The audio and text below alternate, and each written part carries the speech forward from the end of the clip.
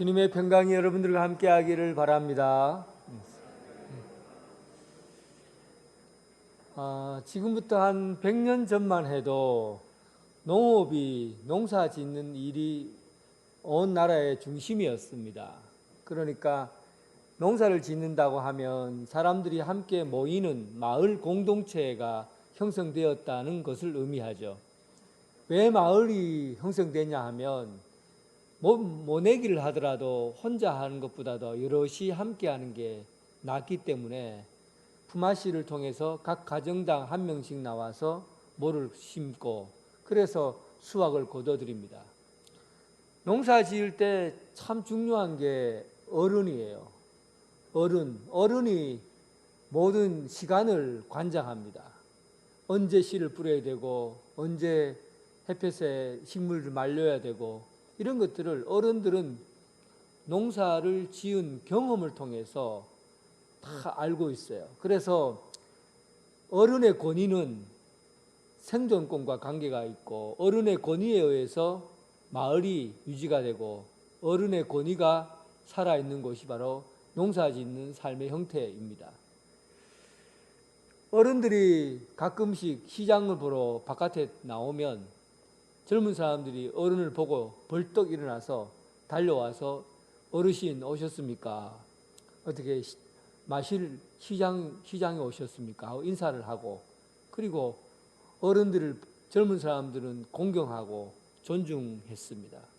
어른의 권위가 살아 있었던 것이죠.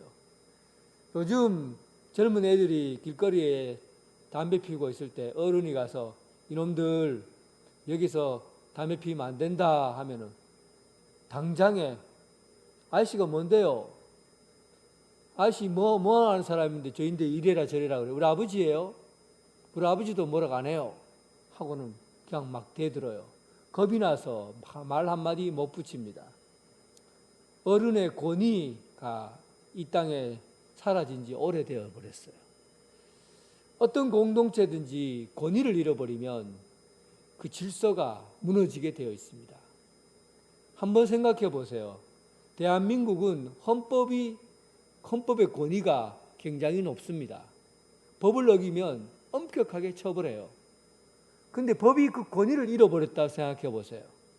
그러면 죄를 지어도 되고 죄를 지어도 되고 죄를 짓든 안 짓든지 간에 자유가 되어버려요. 그러면 사람은 본성적으로 악하기 때문에 나쁜 짓 하려고 하죠. 강도짓하고 도둑질하고 그걸 자유롭게 해요. 그러면 법의 권위가 없으니까 잡아들이지를 못하는 거죠. 당연히 사회가 질서가 무너지고 엉망진창이 되어버립니다. 그래서 어떤 공동체이든지 간에 권위가 있다는 것은 굉장히 중요한 거예요. 아버지의 권위가 있어야 가정이 살고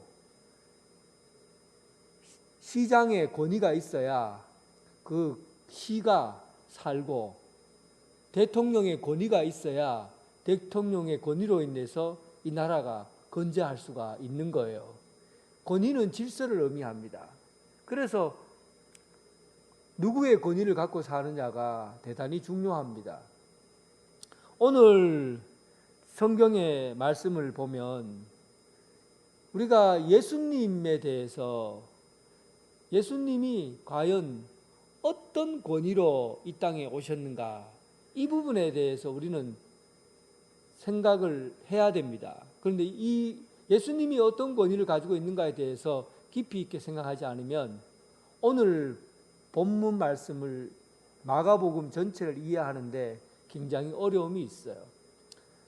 원래 사도들이 가르쳐준 사도들이 가르쳐준 서신서들, 바울 서신과 같은 것들이 사복음서보다도 먼저 쓰여졌어요. 데살로니가 전후서가 제일 먼저 쓰여지고 사복음서는 서신서 다음에 쓰여진 책입니다. 그러다 보니까 복음을 가르칠 때 사람들이 캐리그마라고 해서 딱 틀에 맞추어서 말씀을 가르쳤어요. 복음이라고 하면 예수님께서 이 땅에 우리를 위해서 오시고 또 우리 죄를 위해서 십자가에 못 박혀 죽으시고 성경대로 무덤에 내려가셨다가 성경대로 사흘만에 부활하셔서 승천하시고 하나님 우편에 앉아 계시다가 우리를 통치하고 계신다. 이게 이제 케리그마라고 합니다. 복음의 틀이에요. 이런 복음의 틀과 형식을 가지고 로마서, 에베소서, 빌립보서, 고린도전서 이런 내용들을 가르쳐 왔어요. 그리고 시간이 지나니까 사람들이 복음을 듣고서 의문점이 생기는 거예요.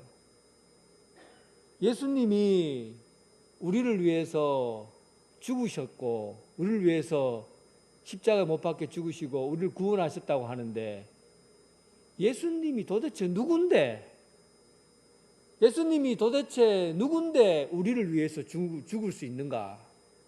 예수님이 어떤 사람인데 우리를 위해서 죽고 우리를 위해서 다시 살 수 있는가?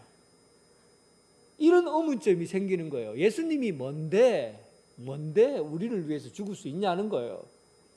복음에 대해서 케리그마, 복음의 틀은 가르쳤지만 예수님이 이 땅에서 어떤 말씀을 하시고 어떤 행동을 하셨는가라는 것에 대해서는 저는 말씀을 전하지 않았던 거죠. 그러니까 이제 그 부분에 대해서 예수님의 제자들 중에 사도들이 예수님의 복음을 틀만 가리키는 것이 아니라 그 내용 전체를 가리켜야 되겠다라는 생각을 했어요.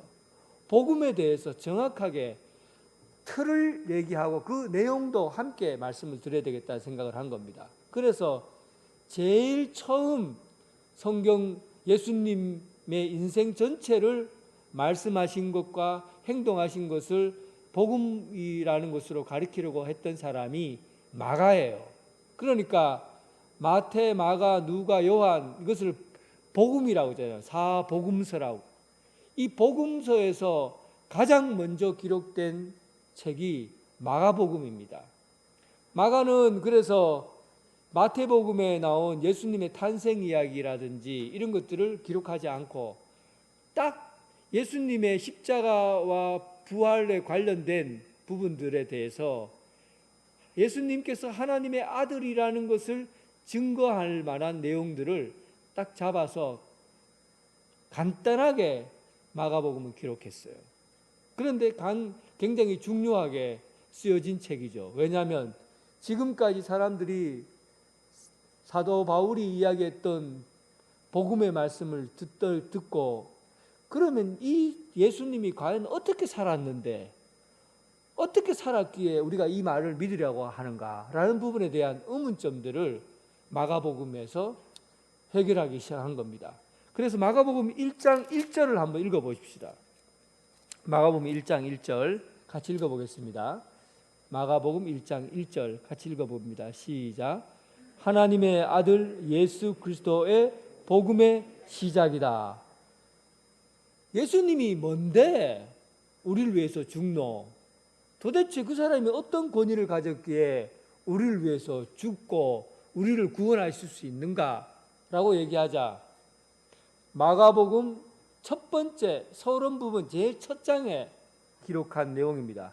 하나님의 아들 예수 그리스도. 예수 그리스도는 하나님의 아들이다 라는 것을 제일 첫 문장에서 기록하고 있어요. 제일 첫 문장은 마치 현수막과 같아요. 현수막 아시죠? 길거리에 가면 현수막 딱 붙여 놓잖아요. 그때 그 현수막에다가 가장 핵심되는 말을 적어야 돼요. 이것만 딱 알면은 딱 알아보. 언양에서 가장 맛있는 어탕집. 그렇게 해놔야 사람들이 와, 이 집이 어탕을 가장 잘하는 집이구나 이렇게 알잖아요. 그러니까 현수막이라는 것은 가장 정확하게 핵심되는 것을 딱 적어서 보여주는 겁니다. 오늘 본문 마가복음 1장 1절은 현수막과 같은 내용이에요. 마가복음 전체를 한 번에 설명하는 내용이죠. 하나님의 아들 예수 그리스도. 예수님은 그냥 일반적인 보통 사람이 아니라 하나님의 아들이라는 것을 공포하고 시작하는 거예요. 예수님이 뭔데 우리를 위해서 죽고, 예수님이 뭔데 우리를 위해서 십자가 못 박혀 죽고 이 세상을 구원한단 말이고, 도대체 예수님의 권위가 어디에서 나온 거고 물으니까 마가복음은 제일 첫 장면에서 아예 현수막을 걸었어요. 하나님의 아들 예수 그리스도. 예수님은 하나님의 아들이다. 현수막만 걸고 나서 그 내용이 없으면 어떻게 해요? 그러니까 그 내용을 자세하게 설명합니다. 예수님이 하나님의 아들이다라는 것은 먼저 성경에 기록이 되어 있다는 거예요. 성경에 그 역사적인 사실로 나와 있다는 겁니다. 그래서 1장 2절에 보니까 선지자 이사야의 글에 이렇게 시작을 해요. 선지자 이사야의 글. 이사야라는 것은 지금부터 예수님 태어나기 전에 800년 전에 태어났던 분이 이사야예요. 그러면 예수님이 오시기 전 800년 전에 이사야가 하나님의 임마누엘 되신 예수님께서 이 땅에 오신다, 메시아가 오신다, 또 메시아가 이사야 53편에 보면 십자가에 못 박혀 죽으신다라는 것을 이미 다 예언해 놓았어요. 800년 전에. 그러니까 예수님은 하나님의 아들이라는 것이 역사적인 사건, 역사적인 현실 가운데 이 땅에 오셨다는 것을 예고해 놓았다는 거죠. 그런데 그때 당시에 하나님의 아들이라고 불러주는 사람은 누구입니까? 그때 당시에 하나님의 아들은 로마 황제에게 불려지는 이름이었어요. 신의 아들은 황제로 이 거대한 제국을 다스리는 정치적인 권력을 가진 황제에게 있는 그런 이름이 하나님의 아들이에요. 그런데 예수님은 하나님의 아들이라고 불릴 만큼 권력을 가진 분이 아니신데도 불구하고 예수님께서는 그의 이름이 하나님의 아들이라고 불러줘요. 그것은 이미 역사 속에 예고했던, 선지자의 글에 예고했던 사람이 예수님이라는 것을 미리 말하고 있습니다. 허황된 이야기가 아니라는 얘기입니다. 하나님의 섭리 가운데서 계획되어서 이 땅에 오신 분이니까 허황된 이야기거나 만들어낸 이야기가 아니라는 거예요. 예수님 당시에는 신화 이야기가 종교가 되어버렸어요. 그러니까 그리스 로마 신화는 만신, 세상의 많은 신들이 마치 인간의 세계처럼 하늘에서도 다스리고 있다는 그리스 로마 신화. 그 신화의 이야기가 마치 생생하게 이 역사 속에서 있는 사람인 것처럼 신전을 짓고 그 사람들의 모형을 만들고 그리고는 제사를 지내고 섬기고 바다의 신, 하늘의 신, 나무의 신 이렇게 해서 막 만들어내기 시작한 것이죠. 그래서 그들에게서 신은 인간의 상상력에 의해서 만들어낸 거예요. 역사성이 없어요. 이사야 예언자의 글에 담겨진 내용이 아니에요. 이 땅의 역사 속에 쓰여진 이야기가 아니에요. 그런데 예수님은 이사야의 글에 예고가 되어 있고 오시겠다는 예언이 되어 있는 분이 예수님이셔요. 역사성이 있다는 거죠. 그리고 예수님 이사야서에서 이야기한 것처럼 마지막 예언자가 오면 예수님 메시아가 올 것이라고 길을 예비하고 준비해 놓을 거라고 예고를 해요. 그때 오늘 본문에 세례 요한이 나왔어. 세례 요한이 와서 그리고는 예수님께 세례를 베풀어 주셔요. 그리고 세례를 베풀었는데 1장에 보면 하늘이 열리고 1장 10절에 보면 곧 물에서 올라오실새 하늘이 갈라지고 그리고 거기서부터 음성이 들리는데 거기 하늘로부터 소리가 나기를 너는 내 사랑하는 아들이라. 누가 한 얘기입니까? 하늘이 열려지고 하늘이 찢어지고 하나님이 직접 이 세상 가운데 선포하신 내용이에요. 하나님이 직접 뭐라고 말씀하시냐면 너는 내 사랑하는 아들이라. 내가 너를 기뻐하노라. 예수님이 하나님의 아들이라는 것을 역사가 증언하고 그리고 하나님께서 직접 소리로 들려주셔서 하나님의 아들이라는 것을 말씀했다는 겁니다. 오늘 본문부터 이제 다시 더 중요한 이야기를 할 거예요. 역사성이 있고 또 하늘에서 음성이 들렸고 하는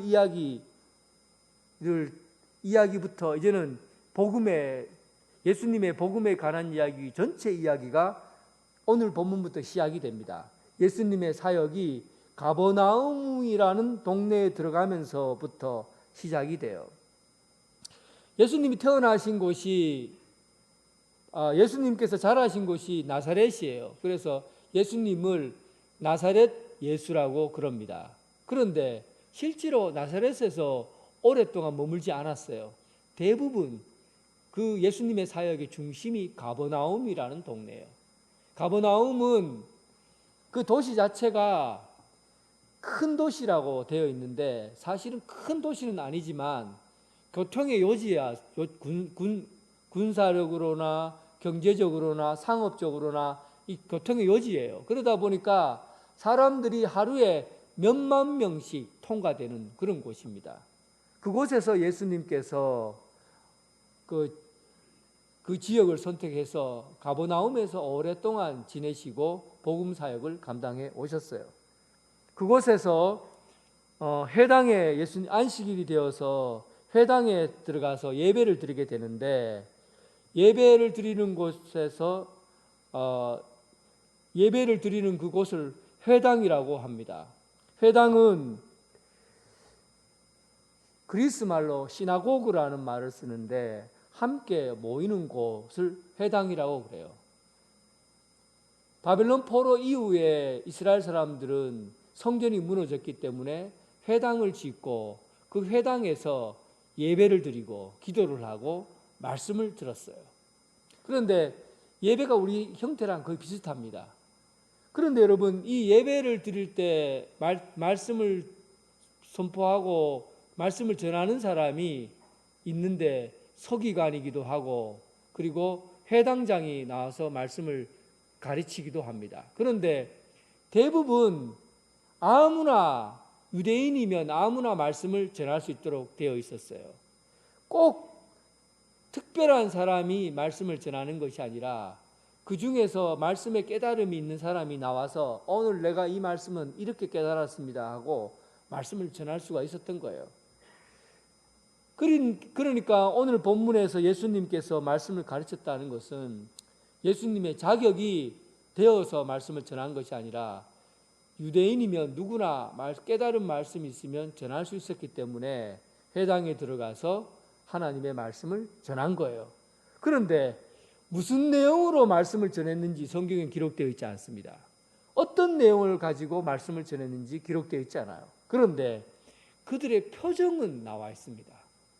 어떤 표정을 지었느냐 하면 22절에 뭇 사람이 그의 교훈에 놀라니, 여기서 뭇 사람들, 거기에 모여있는 사람들이 예수님의 말씀을 듣고 놀랐다고 되어 있어요.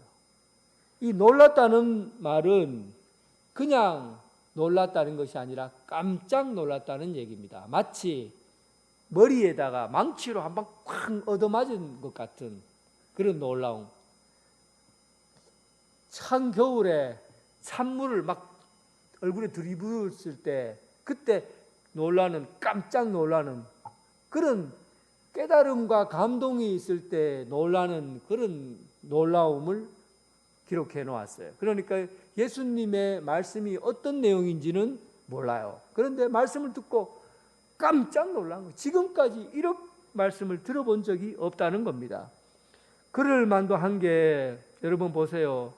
서기관들이 보통 말씀을 전했어요. 다른 일반 사람들에게 말씀을 전하러 가니까 말씀에 대해서 알아야 하지요. 그러니까 대체적으로 서기관들, 랍비들이 말씀을 전했다고요. 랍비들이 뭘 가지고 말씀을 전했습니까? 토라, 율법을 가지고 말씀을 전했어요. 율법은 거기에 관련된 장로들의 해석이 613가지가 있어요. 이 613가지의 해석들을 그냥 읽어주고 해라 하지 마라 라고 말씀을 전하는 거죠. 이것은 해야 된다, 이것은 하지 말아야 된다. 원래 613가지가 하라는 것과 하지 말라는 것이 나누어져 있거든요. 여러분 상상을 한번 해보세요. 하나님의 말씀을 듣는데 율법에 있는 얘기, 안식일에 해야 될 일, 안식일에 하지 말아야 될 일, 몇 킬로는 걸을 수 있고 몇 킬로는 걷지 못하고, 안식일에 벼는 비벼서 먹으면 안 되고 밥은 해서는 안 되고, 이런 일들을 서기관이 매주에 회당에 모여서 안식일에 전한다고 생각해 보세요. 해라 하지 마라, 해라 하지 마라, 이런 말씀만 들어보세요. 말씀이 누군가에게 감시를 받는 것 같고, 내가 누군가에게 비판받는 것 같고, 그러니까 말씀을 들으면 견디지를 못하는 거예요. 재미가 없지요. 또 말씀을 들으면 은혜가 되지 않지요. 처음에 몇 번은 들을만 하지만 해라 하지 마라, 해라 하지 마라, 이런 얘기만 반복해서 들으면, 서기관들과 같은 이런 설교를 들으면 견디지를 못하는 겁니다. 그런데 예수님의 말씀을 들으니까 충격을 받은 거예요. 예수님의 말씀은 그 어떤 내용인지는 알지 못하겠지만 거기에서 하나님을 경험하게 된 겁니다. 하나님의 말씀으로 경험하게 되고, 마치 하나님께서 이 자리에 와 있는 것 같은 그런 말씀의 은혜를 경험하게 된 겁니다. 여러분, 이런 경험이 없습니까? 하나님의 말씀을 들을 때 마치 하나님께서 이 자리에 와 계신 것 같은 그런 큰 충격적인 경험을 해본 적이 없습니까? 하나님의 말씀은 살아있고 생명력이 있어서 우리의 골수를 쪼개고도 남을 만큼 예리한 칼과 양날 칼과 같아서 하나님의 말씀을 들으면 놀라운 깨달음, 감동, 또 생명을 경험하게 되는 것이죠. 이런 것을 예수님을 통해서 경험하게 된 겁니다. 그러니까 이 사람들이 뭐라고 얘기하냐면, 이게 도대체 이런 권위가 어디서 나오는가? 하나님의 말씀, 지금까지 들었던 서기관들과 다른 말씀이로다 하고 그의 예수님의 말씀을 통해서 하나님의 말씀인 것을 깨닫게 된 것이죠. 자, 그러면 처음에 이야기했던 것을 다시 돌이켜 보세요. 예수님이 십자가에 못 박혀 죽으시고 우리를 위해서 하셨다고 하는데, 도대체 예수가 누군데? 마가는 얘기합니다. 하나님의 아들이다. 하나님이시다. 예수님의 권위는 하나님께로부터 온 것이다. 이 성경책에 기록되어 있고 하나님이 직접 소리쳐서 말씀하셨고, 그리고 오늘 본문에 가버나움에서 하나님이, 예수님께서 가르치시는 말씀을 자세히 들어봐라. 그 말씀을 들어보면 하나님이 여기에 와 계신 것 같은 그런 하나님의 살아 역사하심을 경험할 수 있을 거다. 그래서 말씀을 들으면 예수님의 권위, 하나님으로부터 온 것임을 알 수 있을 거라는 겁니다. 하나님의 말씀은 예수님을 경험하는, 예수님의 권위를, 이 말씀이 예수님의 말씀이구나 하는 그런 영적인 권위 앞에 서게 됩니다. 그리고 또 한 가지 중요한 사건이 일어나죠. 회당에 귀신 들린 사람이 들어옵니다. 그런데 이 귀신 들린 사람은 그냥 귀신 들린 사람이 아니라 오늘 24절에 보니까 나사렛 예수님을 보자마자 나사렛 예수여 우리가 당신과 무슨 상관이 있나이까? 여기서 뭐라고 표현했냐면 우리가 그랬어요. 귀신이 몇 명 정도 될까요? 여러 명이 여러 명이 한 사람을 사로잡고 있는 걸 의미해요. 귀신이니까 가능하죠.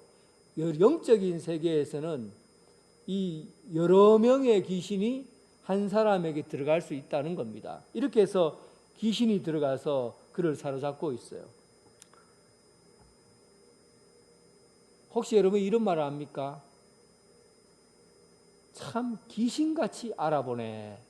이런 말 알아요? 귀신같이 알아보네. 이 말은 농담처럼 보여지지만 실제로 귀신이 우리가 보는 눈보다도 훨씬 더 정확하게 본다는 얘기입니다. 어떤 세계에서? 영적인 세계에서는 귀신의 눈이 우리보다가 더 정확해요. 왜냐하면 우리는 영적인 세계의 눈보다 이 육신의 몸을 입고 있기 때문에 영적인 세계는 얻을 수가 있어요. 그런데 귀신은 영적인 세계에서 굉장히 정확하게 봅니다. 사도 바울 일행이 에베소에 있었을 때 스게아와 그 7 아들이 사도 바울이 하는 행동을 유심히 봤어요. 바울이 귀신 들린 사람에게 예수의 이름으로 명하노니 물러가라 하니까 귀신들이 막 거품을 일으키고 다 도망을 가거든요.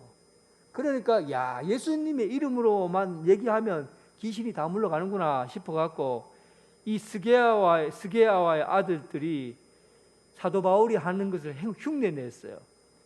예수님의 이름으로 귀신아 물러가라 소리를 치니까 귀신이 떡 나타나서 뭐라고 하냐면 나는 바울도 알고 예수도 아는데 니 누구? 나는 니를 모르겠다 하고 귀신이 안 물러가고 도리어 달려드는 거예요. 그러니까 이 스게와와 7 아들이 도망을 쳤다 그래요. 귀신은 귀신같이 알아봐요. 영적인 부분에 대해서 귀신은 우리보다 더 정확합니다. 이 사람이 믿음이 있는가? 예수님을 진짜 믿고 있는가? 믿고 있지 않는가? 귀신은 알아요. 그러니까 믿음이 있노라고 흉내내면 귀신 앞에 서면 아무런 권위도 없고 아무런 힘이 발휘하지 못하는 것이죠.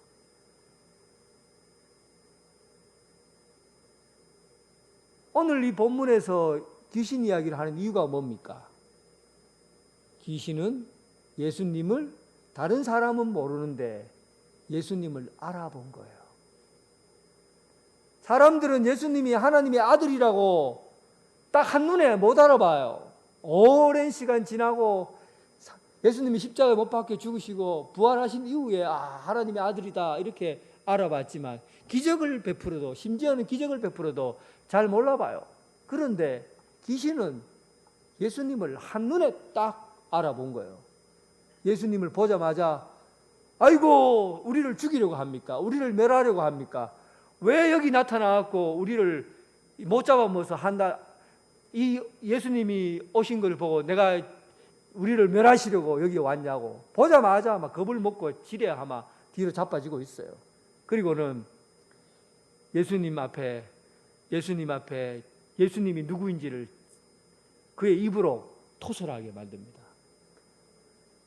당신은 하나님의 거룩한 자입니다. 귀신은 대망 알아보죠. 그리고는 예수님께서 귀신아 물러가라 라고 얘기하니까 거품을 일으키고 귀신이 다 도망을 가버렸죠. 오늘 이 본문은 예수님의 귀신을 쫓아내는 기적을 행하셨다라는 것을 말하려고 하는 게 아닙니다. 무엇을 말하는 거예요? 예수님께서 하나님의 아들이시다. 예수님께서 하나님의 아들이시다는 것을 우리에게 알려주려고 하는 거죠. 역사 속에서 하나님의 음성을 통해서 그리고 귀신같이 알아보는 귀신을 통해서 예수님이 하나님의 아들이라는 것을 증거해 보려고 하는 겁니다.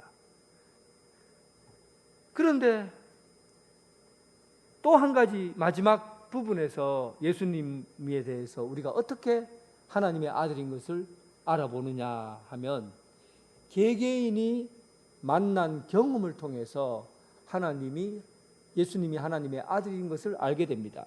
오늘 본문 말씀 마지막 부분에 보면 27절에 귀신이 물러가자 다 놀라 서로 물어 이르되 이는 어찌미냐 권위 있는 새 교훈이로다. 이렇게 기록되어 있어요. 여기서 표정을 한번 보세요. 예수님이 귀신을 명하니까 귀신이 다 도망을 갔죠.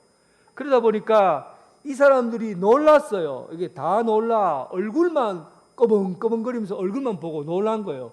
아이고야 이게 무슨 일이고, 아이쿠야 와, 이런 놀라는데 너무 놀라면 말을 잊어버려요. 어찌 이런 일이 이런 거잖아요. 어찌 이런 일이고 무슨 말을 해야 될지 모르는 거예요. 너무 놀라우니까. 하나님의 아들 예수 그리스도께서 오셔서 귀신을 쫓아내 버리니까 이게 도대체 무슨 일이고, 아이쿠 이게 무슨 일이고 하고 막 와 놀랍다 막 이래 된 거죠. 그러니까 너무 놀라면 사람이 말이 필요가 없어져요. 말이 무슨 것을 증명해야 되고 증거해야 될 필요가 없어지는 거예요. 그 현장에 있었던 사람은 이분은 하나님의 아들이다, 보통 사람이 아니다라는 것을 경험을 통해서 알게 된 것이죠. 우와 이럴 수가, 어찌 이럴 수가, 어찌 이런 일이 이렇게 된 거죠. 여러분, 우리가 예수님을 만날 때 동일합니다. 예수님이 이런 분이다, 예수님이 하나님의 아들이라고 증명하고 해석할 필요가 없어요. 왜냐하면 내가 경험했기 때문에. 내가 예수님 만날 때 어떻게 만났어요? 우와 이럴 수가, 어찌 나 같은 죄인을, 어찌 이런 일이 있을 수가. 예수님을 만나면 다 이러잖아요. 그때 이미 여러분들은 예수님이 누구신지 경험한 거예요. 우리 교회 성도들 중에 우리 교회에 나와서 얼마 되지 않았는데 이런 얘기를 해요. 목사님, 저는 목사님 말씀이 무슨 말인지 잘 들리지는 않는데 그냥 예배당에 앉아 있으니까 눈물만 나요. 눈물만 나요. 계속해서 눈물만 나요. 그래요. 그게 무슨 얘기예요? 예수님을 만난 거예요. 주님을 경험한 것이죠. 이미 영적으로 주님을 만나고 나니까 이게 무슨 말이 필요 없어요. 예수님이 살아계시냐 말이 필요 없어요. 어찌 이럴 수가, 이래 된 것이죠. 오늘 마가는 복음에 대해서 지금까지 우리가 알고 있는 캐리그마적 예수 그리스도, 예수님께서 우리를 위해 오시고 십자가에 못 박혀 죽으시고 장사한 지 3일 만에 부활하셔서 하늘에 오르시어 하나님 우편에 앉아 계시다, 이 땅을 다스리고 계시다, 통치하신다는 이 캐리그마적인 예수 그리스도를 통해서 예수님을 알리는 것은 이 내용, 예수님의 가르침과 삶과 내용이 너무 부족하다는 것이죠. 그래서 삶과 가르침, 내용을 통해서 하나님의 예수 그리스도가 하나님의 아들이심을 가르치려고 한 겁니다. 오늘 이 말씀을 통해서 예수님께서 하나님의 아들로서 여러분의 삶을 주장하시고 여러분의 인생을 변화시키고 바꾸어 놓으시는 분으로 여기 우리와 함께 하신다는 것을 믿고 예수님을 따르는 여러분 되시길 주님의 이름으로 축원합니다. 하나님 아버지, 예수님께서 이 땅에 오신 것은 하나님의 아들로서 우리의 죄를, 그리고 우리가 살아가고 있는 우리의 삶의 모든 부분들을 우리를 대신해서 죽으심으로 영원한 생명을 얻게 하시는 복음의 말씀을 전하기 위해서임을 믿습니다. 오늘 예수님께서 이 환경 가운데 오셔서 이 땅에 죽어가는 많은 영혼들을 위해서 말씀하시고 또 귀신에 사로잡혀 살아가고 있는 사람들에게 자유 주시고 그리고 몸이 아파 육신의 고통을 겪고 있는 사람들에게 치료해 주시고 영적인 구원을 베풀어 주신 하나님의 은혜, 그 사랑을 예수님을 통해서 배우게 됩니다. 오늘 우리가 예수님을 우리 안에 모시고 주인으로 모시고 주님이 이끄시는 삶, 주님께서 통치하시고 다스리시는 삶을 살아가게 해주셔서 예수님으로 인해서 변화되고 예수님으로 인해서 세상을 변화시킬 수 있는 주님의 제자로서의 삶을 살게 하여 주옵소서. 예수님 이름으로 기도드립니다. 아멘.